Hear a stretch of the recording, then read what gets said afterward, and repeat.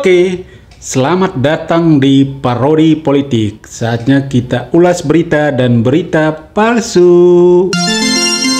Oke, berita palsu kita kali ini berasal dari negeri Rimba ya. Diberitakan bahwa sang penguasa Rimba yang adalah seekor singa yang terkenal ganas tetapi bijaksana, akhir-akhir ini si singa ini terlihat begitu galau ya.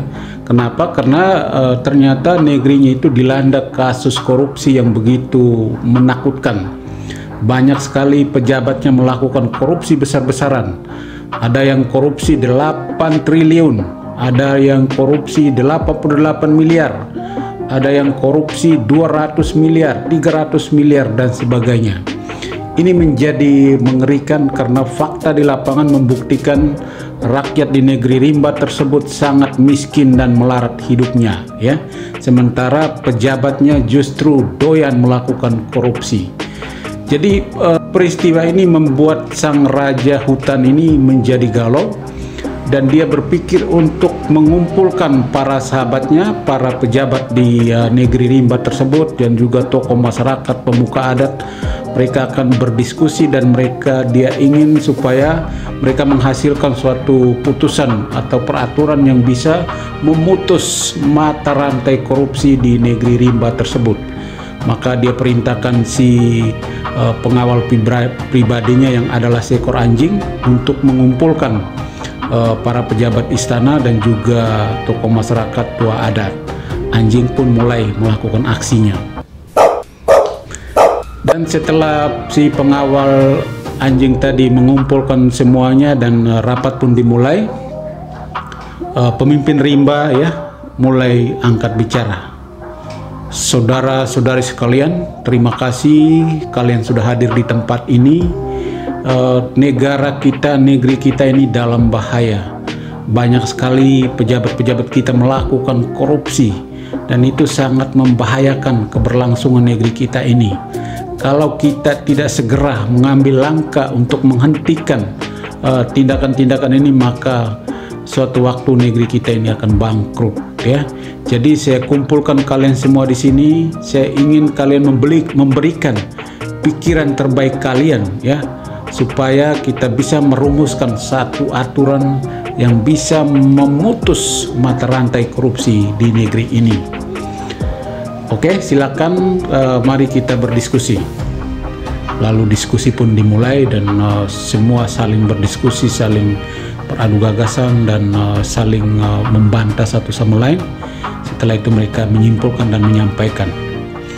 Harimau angkat bicara. Harimau adalah panglima perang negeri Rimba. Saya minta bicara yang mulia. Oke, silakan. Sang pemimpin memberikan kesempatan. Begini yang mulia, saya kira ini persoalan kecil. Serahkan saja kepada saya. Anggota saya di Rimba ini adalah 1000 ekor. Dan kalau yang mulia perintahkan saya dan teman-teman saya melahap mereka yang melakukan korupsi, dalam sekejap kami akan lakukan itu dan mereka akan terberantas semuanya. Kalian ingat, kami ini adalah pemangsa nomor 1 di muka bumi ini. Jadi sangat gampang bagi kami untuk menghilangkan koruptor-koruptor itu. Bagaimana? Apakah kalian semua setuju? Waduh, ngeri juga ya. Masukan yang bagus tapi mengerikan. Dan ruangan itu begitu hening, membisu. Semua ketakutan. Tetapi dalam hati mereka berpikir bahwa ini bagus. Karena mengancam nyawa itu membuat jerah para pelaku koruptor. Tetapi tidak ada yang memberikan masukan atau mendukung atau membantah. Lalu sang pemimpin angkat bicara. Oke, terima kasih Saudara Harimau, Anda sudah menyampaikan gagasan Anda. Ini gagasan yang bagus dan saya kira siapa yang ingin membantah ataukah ada pendapat lain? Lalu si monyet angkat bicara. Saya minta bicara yang mulia. Yang pertama, saya mohon maaf kepada Saudara Harimau. Terima kasih untuk saran yang bagus itu. Tetapi perlu kita pertimbangkan yang mulia Saudara Harimau. bahwa kita ini masuk dalam organisasi internasional. Kalau kita menerapkan peraturan yang seperti disampaikan oleh saudara Harimau tadi, saya pikir kita akan diberi sanksi melanggar hak asasi binatang. Kalau kita melanggar hak asasi binatang, maka kita akan dikucilkan dari pergaulan dunia internasional, dan itu sangat tidak baik untuk keberlangsungan negeri kita. Jadi saya kira ini saran bagus, tetapi perlu kita pertimbangkan. Oleh karena itu saya punya masukan seperti ini. Ini pikiran dari saya, semoga bisa membantu kita ya. Bagaimana kalau si koruptor itu kita miskinkan selama 20 tahun setelah ia keluar dari penjara? Jadi katakanlah dia penjara 10 tahun, setelah keluar dari penjara kita miskinkan dia selama 20 tahun. Dalam rentang waktu 20 tahun dia tidak boleh memiliki barang mewah, dia tidak boleh hidup layaknya seorang yang berkelimpahan atau berkelebihan, tetapi dia harus hidup seperti rakyat jelata, rakyat yang penuh dengan kekurangan. Bagaimana? Saya kira ini bisa membuat cerah ya. Jadi harta mereka itu kita sita, kita ambil, kita jual, dan kita berikan kepada mereka-mereka yang membutuhkan, sementara dia harus menjalani hukuman hidup sederhana selama 20 tahun. Ini saya kira masukan yang bagus ya. Silakan dipertimbangkan.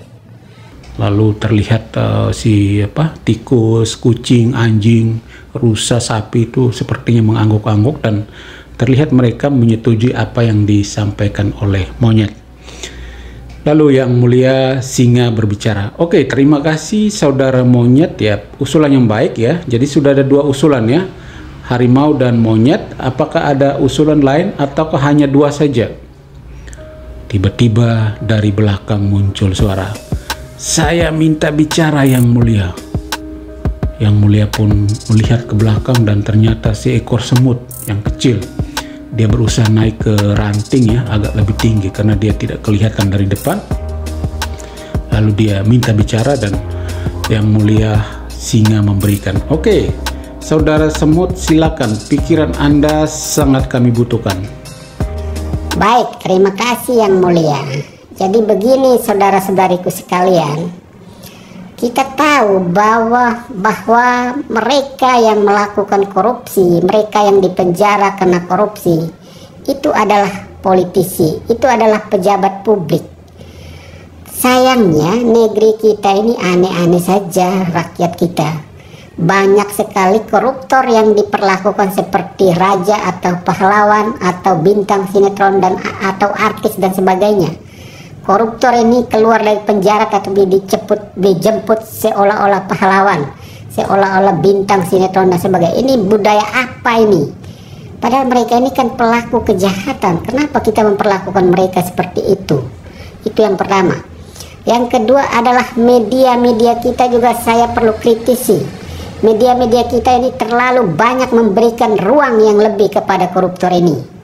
Ada koruptor yang hari ini keluar, besok tampil di televisi dan bicara seolah-olah dia pengamat politik.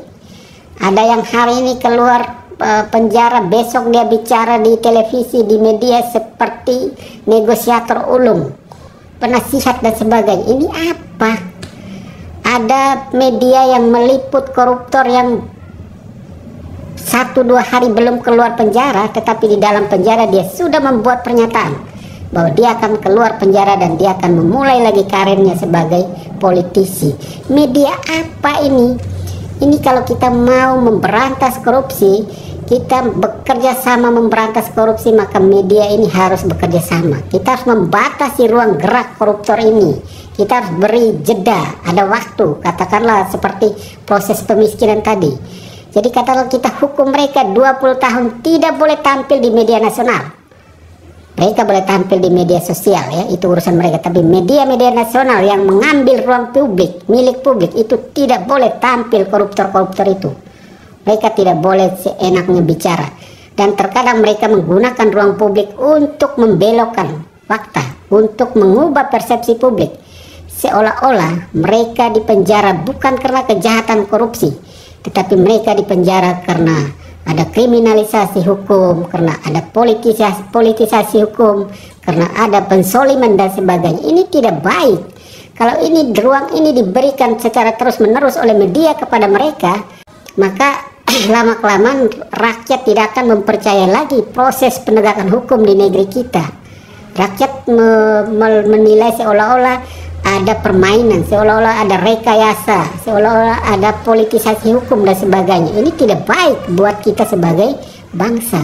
Jadi saya kira perlu ada kerjasama kita sekalian, media dan kita semua harus kerjasama untuk memberantas korupsi ini, ya. Jadi itu usulan saya, Yang Mulia. Usulan semut tadi langsung disambut tepuk tangan meriah. Hore! Ternyata si semut ini kecil tetapi otaknya luar biasa cerdas. Dan pemimpin hutan, pemimpin rimba pun memberikan pujian kepada semut. Aduh, luar biasa semut. Terima kasih saudara semut ya, Anda luar biasa, pikiran Anda ini luar biasa, dan saya kira ini pikiran terbaik di negeri kita ini. Ya, oke, terima kasih sahabat sekalian, terima kasih harimau, monyet, semut ya, kalian sudah memberikan pikiran terbaiknya, dan kita akan rangkum pikiran-pikiran ini, kemudian kita akan hasilkan satu peraturan terbaik, yang mana peraturan ini diharapkan mampu memutus mata rantai korupsi di negeri kita ini, dan peraturan ini akan kita terapkan setelah Pilpres 2024. Mantap.